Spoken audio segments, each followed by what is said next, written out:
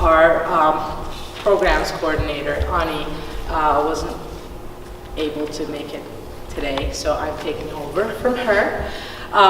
Welcome. Thank you so much for being here.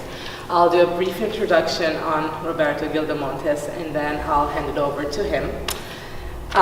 Roberto Montes was born in Guadalajara, Mexico. Him and his family came to the United States in 1965. He received his MFA from Otis. He creates figurative paintings, sculptures, ceramic works, and photographs that reflect his shifting environments and question his own cultural identity within them. Roberto Montes is a true citizen of the world.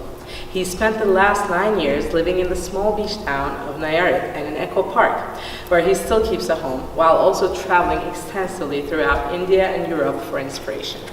Gildo Montes was included in the prestigious Hispanic Art in the US, 30 Contemporary Painters and Sculptors, which toured the country in the late 80s. Among the themes in his figurative and landscape works are his origins in Mexico, life in Echo Park, Mexican popular art, and the tradition of retablos and ex-voto painting. Among his public art commissions is a tile fountain at Los Angeles Metro's Gateway Transit Center. Roberto Montes exhibited his works at the USC Fisher Museum of Art. He was actually included in another exhibition we had called Aquí. Los Angeles County Museum of Art, the Phoenix Museum, and the Smithsonian Museum in Washington, among many other places. So welcome, Roberto. Well, you said right. This is great. Thank you for inviting me. And I'm glad it's a small group. I could do it so that you could interrupt me if you wish and ask me questions. But you pretty much covered everything that I wanted to say in my bio, except for one little thing. I graduated 40 years ago from Otis, and and right after Otis, I got a job at the Museum of Modern Art in Mexico City, and I went there to work for 2 years on a special project. And when I got back, I started teaching. I taught at the university at Cal State LA and UCLA for 10 years. And after that, I stopped teaching and I just did my painting. I just did my work. And I was represented by Jan Baum Gallery in Los Angeles, which is no longer there. She retired around 15 years ago. But I was with her for 25 years, and it was really interesting to work with her, and unusual for an artist to just have one dealer for practically the entire time that I was showing. And so when she closed the gallery, I moved first to San Francisco, and then I started living more in Mexico. Up until now, I live in Mexico and in Echo Park. Just returned back to Echo Park after 16 years of living there. So, but I have to look at some notes that I have here so I won't get lost. I usually like to talk about, I had another talk before this talk a couple of months ago at a place called Art what? Yeah, at Art Division, sorry. I was going to call it Art Services.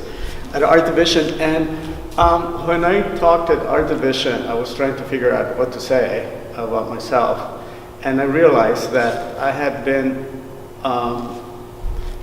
went to school right where Art Division is. I went to Otis Art Institute, so it was only right behind where Art Division has its school rooms. And so I realized that I had gone in 40 years, I had gone in a full circle of physically I was there.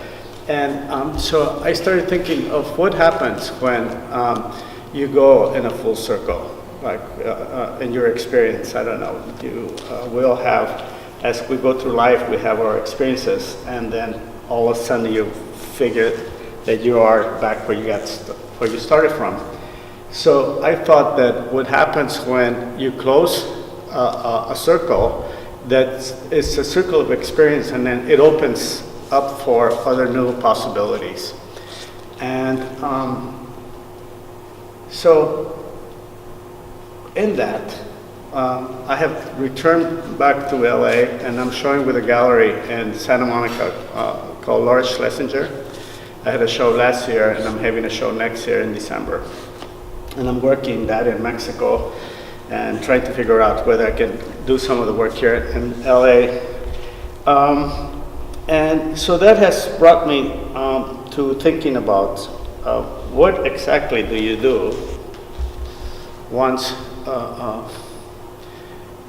you have gone through so many experiences that bring you back in a circle again. And so in this exhibit, I've known Gene Rogolsky for many years, and I feel, looking at what he has done here, that he's gone in a full circle, like collecting and artists, and he's not just a collector, but he befriended artists, and that's how I got to know him. I got to know Gene right at the start of the AIDS epidemic, and in the other room where you have Carlos Almaraz. Can we move over there? I could talk over there. Since I'm going to talk about him, and then we can come back over here.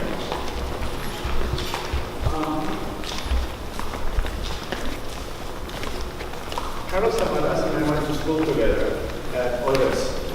He was a little bit older than I was, and so he was a graduate student, and I was an undergraduate student. But we immediately became friends. And there was another student, also another artist, who were the only Latino artists in the school, so we gravitated towards each other. And the other artist, her name is Judith Hernandez, who is a painter as well. And when I met Carlos, he was working, he had just come back from New York to finish his master's degree, and he was working with farm workers. Doing political, he was very politicized, doing political work for them. And when I went to Mexico, he had an experience where somebody here in LA, a director of the municipal museum said, I hear that you no longer paint, that you are doing magazine work. And he was shaken by that, and he told me, this is not true. I have to work. So he had commercial work. So he started painting a lot more during that time, and it coincided with me moving to Mexico, and then we had some connections because he came through Mexico a couple of times with his wife Elsa, who's a really good friend of ours as well at the time. So he came to Mexico and told me, "You got to get back to LA. There's so much happening in LA. He had a studio downtown on 8th and Spring, and things are happening." And so I got all excited, and I came back from Mexico and returned to painting, and he had a lot of success in his work. He got picked up by the Jan Turner Gallery, and he was doing so well, just at the top of his game. And then he got afflicted with AIDS, and that was really, I don't even know how to say it. It was just so shocking and so devastating for us as friends and everybody. As you will see, that we're a tight community of artists. And so when he became afflicted with AIDS, and it was at the very beginning of the AIDS epidemic, and we were scared and we didn't know what to expect. He called me one time and he said, "I want you to be my doctor." It was on a Sunday afternoon, and I said, "Okay, but I wasn't thinking of coming to your house." But he said, "No, come. You must meet him. He's interested in art." And I said, "Okay, well." So I went, and that's where I met Gene Rogolsky. And Gene Rogolsky is an incredible human being to begin with, not just a doctor, but an incredible,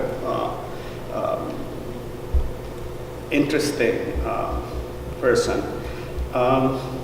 So I met him, and then we also became friends through a friendship with Carlos. And I learned a lot from Gene and from Carlos. So there's two remarkable people that I was involved with at this very difficult time, gave me an opportunity to also look into what it is that I was doing and how I was manifesting that into my work and into my life. So Gene was a person who was very empathetic with everything that was happening to us as friends and as family, because it wasn't just Carlos, there were other people in our community that were afflicted, and he was there. He was there not just as a doctor, collector, but as a friend. And in that relationship, we had many conversations that dealt with death, with art, with life, and he would come into my studio, and it was always like a really good opportunity for me to ask questions about what was going on with the AIDS epidemic and to delve into the afterlife. So a lot of things came through my relationship with Gene and with Carlos, and there were not just them, but I did a little list of all the artists that were in our community. In our community that were all acquainted with Gene Rogolsky. And in the other room, we have here Carlos Almaraz, Elsa Flores, who is Carlos's wife, Dan Bryce, Frank Romero, Armando Cristeto, Antonio Turok, Ruben Ortiz, Peter Shire, and myself. So all these artists, we all knew Gene, and we all had a great regards and friendship with him. So we could go back over there. And, well, is there any questions here? Do you want to ask anything about Carlos's work or the little painting? Which little painting? Oh, I took a lot about. Yeah, he's talking about this little painting here. We had several friends decided that we should do plein air painting, to go out into the field and do paintings. And so we spent several weeks going out there with all our gear and in a truck, and we'd take it out. And this is in Lincoln Heights. What is it? Broadway, and the entrance of Elysian Park on the Lincoln side. And so we spent many weeks painting. And when I walked in, I said, "Oh, here's one of them." Never knew what happened to all those paintings from everybody. But we did things like that. We had a lot of, there was another one here, the one back here, it's also from, we used to get together on Saturdays and get a model and we would all paint. So we're pretty busy, but in a friendly way. We do it just as getting together and doing this projects. Okay.